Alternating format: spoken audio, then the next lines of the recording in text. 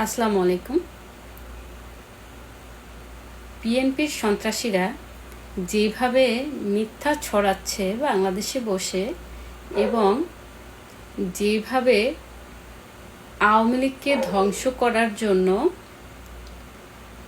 এই বাংলাদেশে যত তৃণমূলের নেতাকর্মী আছে তাদেরকে শেষ করে দেওয়ার চেষ্টা করতেছে এবং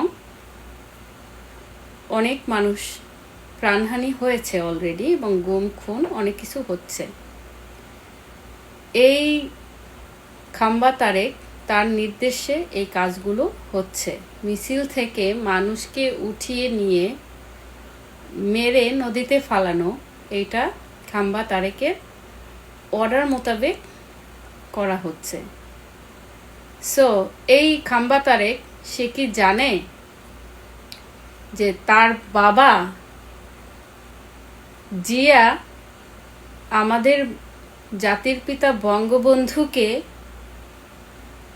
মারার প্ল্যান এবং তাকে মেরেছিল, সেখানে তার হাত আছে।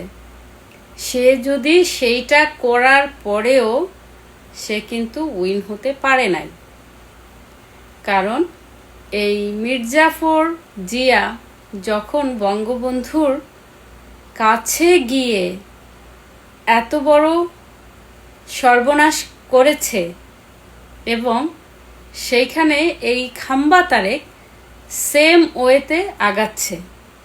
সেও ভাবতেছে যে এই মিছিল মিটিং থেকে লোকজন উঠিয়ে নিয়ে মেরে ফেললেই আওয়ামী লীগটা শেষ হয়ে যাবে।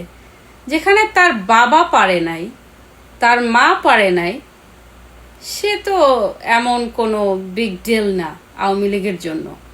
তার বোঝা উচিত ছিল যে এই আওয়ামী লীগটা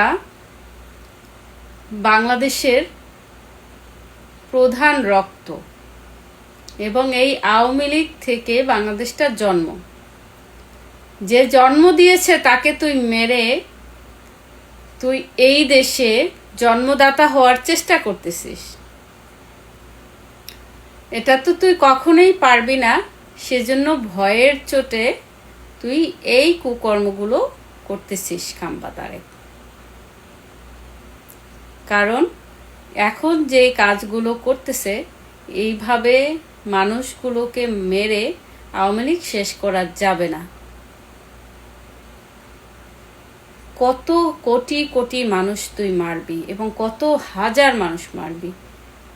পৃথিবীর যে প্রান্তেই থাকুক না কেন, যেখানেই থাকুক, তারা সেখান থেকে কথা বলবে। আওয়ামী লীগের যারা বঙ্গবন্ধুকে ধারণ করে, বঙ্গবন্ধুর সৈনিক যারা, আমাদের মতো আদর্শ সৈনিক যারা, তারা আর কিছু না পারুক, কথা তো বলতে পারবে। তাহলে এই যে চেষ্টা, যতগুলো চেষ্টা করতেছে, কোনো চেষ্টাই কাজে লাগবে না। এই তারেক, খাম্বা তারেক তার বাবার পথ ধরে আওয়ামী লীগকে নির্মূল করার যতই চেষ্টাই করুক, কখনোই কাজে লাগবে না। কারণ এই আওয়ামী লীগ বাংলাদেশের জনগণের দল।